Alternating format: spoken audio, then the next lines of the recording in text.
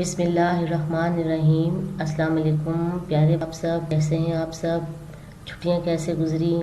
چھٹیوں میں خالی کھیل کود کی ہے یا پڑھائی بھی کی ہے؟ پڑھائی بھی ضروری ہے، خالی کھیل کود ہی نہیں کی ہے چھٹیوں میں۔ انشاءاللہ تو یقیناً آپ لوگوں نے پڑھائی بھی کی ہوگی، چھٹیوں کا کام بھی کیا ہوگا، اور چھٹیوں کا کام آپ مجھے بھیجیں گے بھی جو آپ نے کام کیا ہے، ٹھیک ہے؟ میں آپ کے کام کا انتظار کروں گی۔ اب ہم آگے مزید اپنی پڑھائی کو جاری شروع کریں گے۔ اب ہمارا جو ہم نیا سبق پڑھیں گے وہ ہے میجر طفیل محمد شہید۔ اب میجر طفیل محمد شہید پاکستان کی آرمی میجر تھے اور وہ شہادت کا رتبہ حاصل کیا انہوں نے۔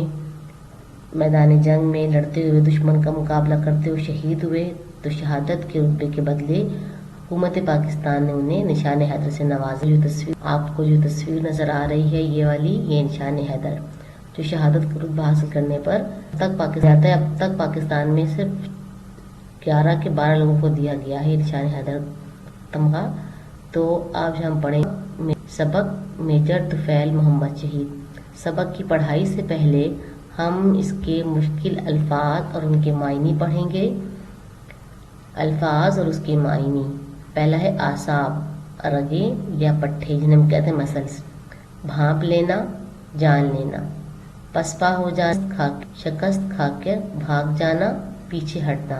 یعنی اگر آپ ہار کے ڈر کے کہ ہم ہار جائیں گے اور یہ ہارنے کے بعد ڈر کے بھاگ جائے دشمن سے، اسے ہم کہتے ہیں پسپا ہو جانا۔ دفعت، حفاظت، بہادری، عسکری، فوجی، مارکا، میدان جنگ، نائب، قائم مقام ہوتا ہے اس کی انچارج ہوتا ہے، اس کی غیر موجودگی میں جو کام کرے اسے ہم کہتے ہیں قائم مقام، نائب۔ یلغار، حملہ۔ اب ہم سبق کی پڑھائی کریں گے۔ ہمارا سبق ہے پاکستان کی عسکری تاریخ۔ عسکری کہتے ہیں فوجی تاریخ کی فوجیوں کی شجاعت اور بہادری کی لاتعداد اور بے مثال داستانوں سے بھری پڑی ہے۔ شجاعت اور بہادری کی ایسی ہی داستانوں میں ایک داستان نشان حیدر پانے والے میجر طفیل محمد شہید کی بھی ہے، جس کی غیرت نے ارض پاک کا 1 انچ علاقہ بھی دشمن کے قبضے میں دیکھنا گوارا نہ کیا، اچھا نہیں لگا انہیں۔ اب اتنے لوگوں کو ملا ہے، ان میں عزیز بھٹی شہید ہیں، راشد منہاس ہیں، لالک جان ہیں، اب ان میں ایک جو ہے میجر طفیل محمد شہید بھی ہیں۔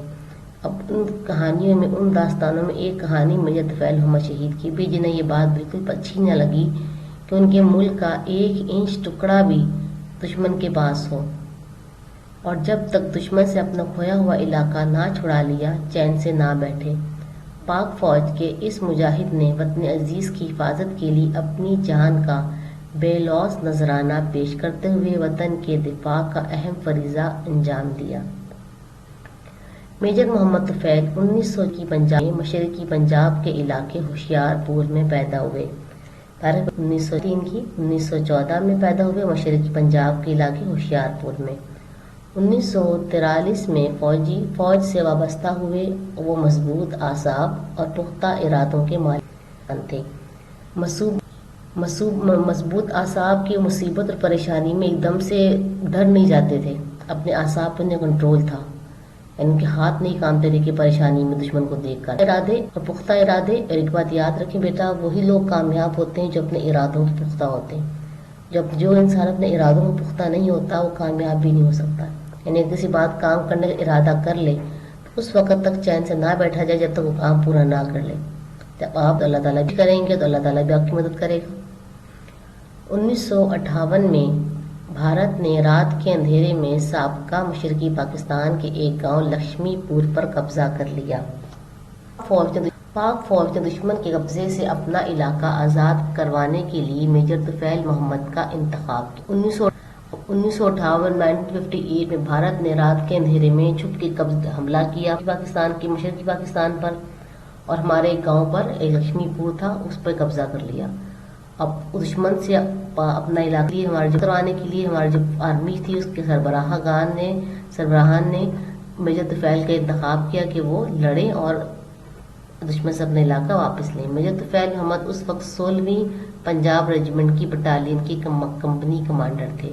اس ٹائم یہ فوج میں رینکس ہوتے ہیں، 16ویں پنجاب، 15ویں پنجاب، ان کے اپنے رینکس ہوتے ہیں، اس نام سے لوگ جانے جاتے ہیں کہ اس کے جیسے آپ کی کلاس اسکول میں کلاسز ہوتی ہیں 5A 5B 6A 6B، پتہ ہے کہ یہ بچہ اس کلاس کا ہے، ان کا پورا ریکارڈ ہوتا ہے اٹینڈنس۔ اس طریقے سے فوج میں بھی اپنے ریکارڈ بٹالین ہوتی ہیں، اپنے اپنے شعبے ہوتے ہیں، اپنی اپنی کمپنیاں ہوتی ہیں، وہاں پہ ان کی پوری اٹینڈنس لی جاتی ہے، ان کا پورا ریکارڈ ہوتا ہے، جس طرح کلاسز ہوتی آپ لوگوں کا ریکارڈ ہمارے پاس ہوتا ہے، اس لیے ان کے انچارج کے بعد ان کا ریکارڈ ہوتا ہے۔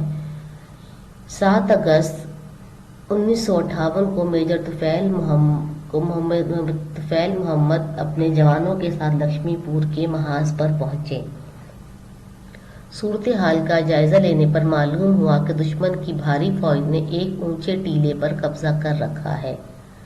اب دیکھیں جب انہوں نے وہاں پہنچے 7 اگست کو، انہوں نے صورتحال سارا آس پاس کا جائزہ لے علاقے کا، تو پتہ چلا کہ دشمن اونچائی پر ہے، ہم لوگ نیچے ہیں اور دشمن ہم سے اوپر ہے۔ اب اگر کوئی انسان اوپر بیٹھا اس کو نیچے آسانی سے نظر آ سکتا ہے، لیکن نیچے سے اوپر آپ نہیں دیکھ سکتے چھت پہ کیا ہو رہا ہے۔ ٹیلا چھوٹی سی پہاڑی، دشمن کی فوج نے وہاں مورچے بنا رکھے تھے، مشین گنیں اور مارٹر گنیں نصب کی ہوئی تھی، یعنی وہاں پہ پوری تیاری کے ساتھ بیٹھے ہوئے تھے وہ لوگ، مشین گنیں لے کر اور مورچے بنا کر چھپ کے بیٹھے ہوئے تھے۔ میجر محمد طفیل نے بھانپ لیا کہ ہماری فوج کی تعداد دشمن کے مقابلے میں کم تھی، اس کے علاوہ وہ بلند ٹیلے پر قابض ہونے کے باعث دشمن کی پوزیشن بھی بہتر تھی۔ ایک تو ان کی تعداد ہم سے زیادہ، اس کے علاوہ وہ اونچے ٹیلے میں بیٹھے ہوئے تھے، ان کی پوزیشن زیادہ ہم سے اچھی تھی، ہم لوگ نیچے تھے پاکستانی فوج، دشمن کی فوج ہم سے چھوٹی سی پہاڑی پر بیٹھی ہوئی تھی، انہیں صاف نظر آ رہا تھا کون آ رہا ہے، کس طرف سے آ رہا ہے، تو یہ جان چکے تھے کہ وہ دشمن ہم سے بہتر پوزیشن پر ہے۔ میجر طفیل محمد دشمن کے ہزاروں فوجیوں کا مقابلہ کرنے کے لیے اپنے 75 بہترین جوانوں کا انتخاب کیا۔ اب میجر طفیل نے دشمن کی اتنی بڑی فوج کا مقابلہ کرنے کے لیے کتنوں کا کیا؟ صرف 75 جوان انتخاب کیے، اور ان 3 دستوں میں تقسیم کیا، 3 دستوں میں 3 حصوں میں تقسیم کیا، 25-25-25۔ انہوں نے اپنے ماتحت محمد اعظم کو نائب مقرر کیا، یعنی کمانڈر جو تھے وہ انچارج جو تھے میجر طفیل تھے، لیکن انہوں نے ان کی غیر موجودگی میں کون سنبھالے کمانڈنگ؟ ان کے ماتحت جو کام کر رہے تھے محمد اعظم، اور 2 دستے ان کی نگرانی میں دیے، اور 2 دستے ان کے حوالے کیے اور 1 دستہ اپنے ساتھ، جنہوں نے 2 اطراف سے حملہ کرنا تھا۔ اب جو 2 دستے انہوں نے محمد اعظم کے حوالے کیے تھے، پہاڑی کے 2 طرف سے انہوں نے حملہ کرنا تھا۔ تیسرا دستہ میجر طفیل محمد کی قیادت میں تھا، جس نے لمبا چکر کاٹ کر ٹیلے کے پیچھے سے حملہ کرنا تھا، اور تیسرا دستہ جو تھا میجر طفیل کے پاس تھا، جو نے پیچھے سے گھوم کے آ کے ٹیلے کے پیچھے سے حملہ کرنا تھا۔ 2 طرف سے میجر محمد اعظم نے کرنا تھا، اور 1 طرف سے پیچھے کی طرف سے گھوم کر آ کر میجر طفیل نے کرنا تھا۔ حملے کے لیے صبح 4 بجے کا وقت مقرر ہوا۔ اس سے پہلے رات کے اندھیرے میں اپنے ساتھیوں سمیت دشمن کی طرف بڑھے۔ اب کیونکہ جو فوج میں جو کام ہوتا ہے کہ فکس ٹائم پہ کہتے ہیں کہ ہم نے اس ٹائم پہ سب نے ایک ساتھ حملہ کرنا ہے، تو اس سے پہلے وہ رات کے اندھیرے میں آہستہ کہ نہ پہنچے، آواز بھی نہ پہنچے، اپنی اپنی پوزیشن میں پہنچ گئے تھے۔ 25 جوانوں کے اس دستے نے کمان میجر طفیل محمد دشمن کے مورچے کے بالکل نزدیک پہنچ گئے۔ دشمن کو جب اندازہ ہوا کہ حملہ ہونے والا ہے تو اس مشین گنوں سے گولیوں کی بوچھاڑ کر دی۔ اب بالکل جب ٹیلے کے پاس پہنچ گئے ہماری فوج، دشمن کو معلوم ہو گیا کہ پاکستانی فوج پہنچ چکی ہے، تو انہوں نے اندھا دھند بس بغیر دیکھے کہاں ہے دشمن کہاں نہیں ہے، بغیر دیکھے انہوں نے گولیاں چلانا شروع کر دی۔ پاک فوج کی سپاہیوں کی طرف اللہ اکبر کی اور مارکے بند ہوئی اور مارکے کا آغاز ہوا۔ ہماری فوج نے اللہ اکبر کی نعرہ لگایا اور سب دشمن پر حملہ کر دیا۔ میجر طفیل محمد سب سے آگے تھے، انہوں نے سب سے پہلے دشمن کی ایک مشین گن چوکی پر دستی بم پھینکا اور اسے ہمیشہ کے لیے خاموش کرا دیا۔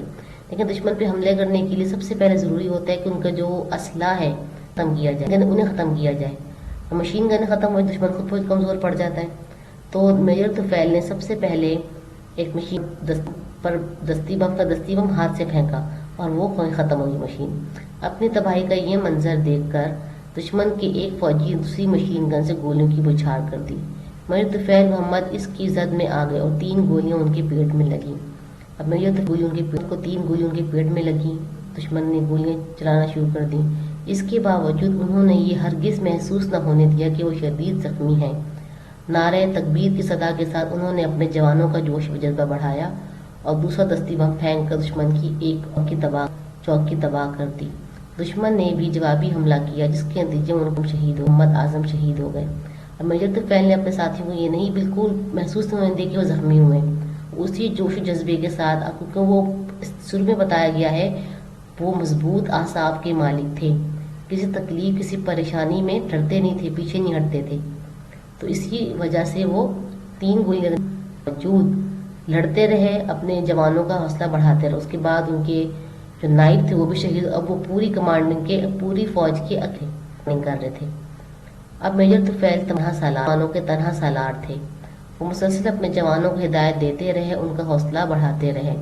انہوں نے انتہائی بہادری سے فائرنگ جاری رکھی، یہاں تک کہ پاک فوج نے اپنا گاؤں دشمن قبضے سے چھڑا لیا۔ بھارتی فوج پسپا ہو کر بھاگ کھڑی ہوئی۔ میجر طفیل محمد زخموں سے چور ہونے کے باوجود اٹھے اور اپنے زخمی جوانوں کو دیکھ بھال کرنے لگے۔ زخموں سے بہہ چکا تھا مگر اس مجاہد کا حوصلہ ابھی جوان تھا۔ پاک فوج کے اعلیٰ افسران کی آمد پر میجر طفیل احمد اٹھے، انہیں سلیوٹ کیا اور کہا، جناب فرض ادا کر چکا ہوں، دشمن بھاگ چکا۔ 3 گولی لگنے کے باوجود وہ ہمت نہ ہارے، اپنے زخمیوں کی مدد بھی کی، اور جب ان کے افسران آئے تو کھڑے ہوئے انہیں سلوٹ کیا اور کہا، جناب میں اپنا فرض ادا کر چکا ہوں، دشمن بھاگ چکا ہے۔